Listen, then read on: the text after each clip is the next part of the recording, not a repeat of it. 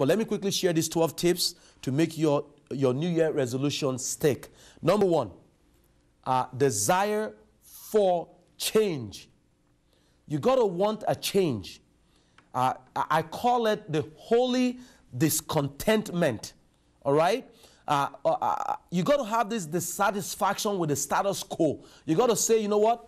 I'm done with it. I'm done with it. I'm done with it. I don't want this thing in my life anymore. Just as Levi just called. Levi said, I don't want to do drugs anymore. I don't want to have a sexual relationship anymore. I'm not married. I shouldn't be doing those things. You got to say no to those things. But the question is, how bad do you want to change? It's one thing to say you want to change and desire it. It's another thing to actually do it. So you got to want to change. You got to want to desire it badly. How bad do you want it? I want it bad. Say to yourself, I want it bad. And so the first step is desire for a change. Don't just talk about it. Don't just fantasize about it. You got to want it bad. Desire it. The second step is this. Set a goal. You got to set a goal.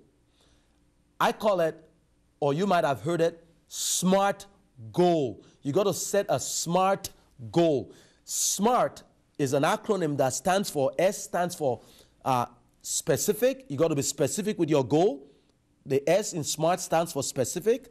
In other words, be specific about what you want to get changed in your life.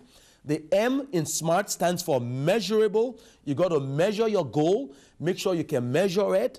You know where you are. You know where you've come from. You know where you're going. So measure it. Measurable. A stands for achievable. That's a big one. You know, you don't want to just set a goal, a grandiose goal, a goal that, tomorrow I want to be a millionaire. And you don't even have a 1,000 in your bank account. All right? I'm saying set an achievable goal. Don't go over your head. Start baby steps, small steps. Go watch that movie again, baby steps. And start incrementally. Take small steps and then take gradual steps and make it an achievable goal. Don't do a goal that will set you up to fail to even start with. All right? That's what A stands for. R stands for realistic. Make a realistic goal. Okay? Let it be realistic. Don't let it be out there somewhere.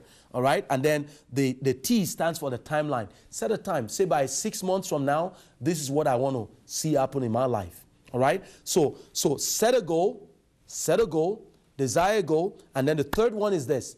Have a set skill. Have a skill set. Have a skill set. In other words, get the tools, get resources. If you want to start blogging and you don't know how to blog, so learn how to blog. If you want to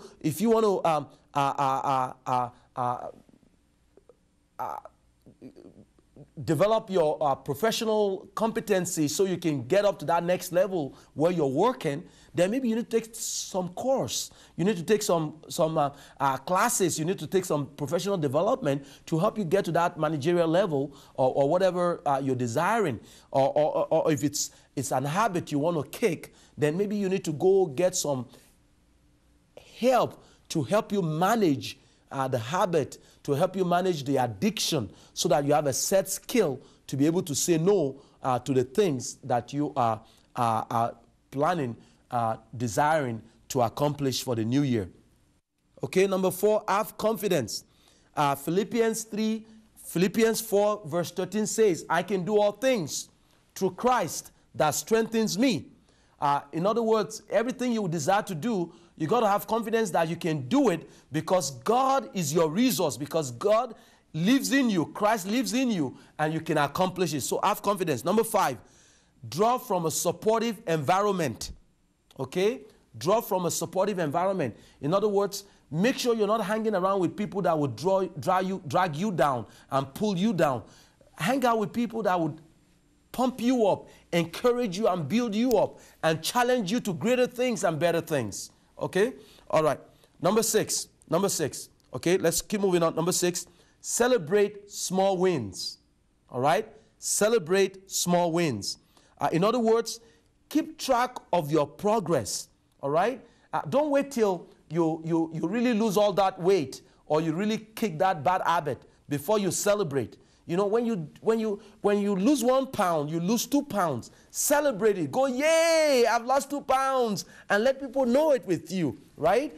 If you make amends for that relationship, celebrate it. Tell other people, call into this show again and share that, hey, listen, I'm making strides in my relationship. Celebrate it, because when you celebrate small wins, it will give you that incentive and that momentum to move on to the next level.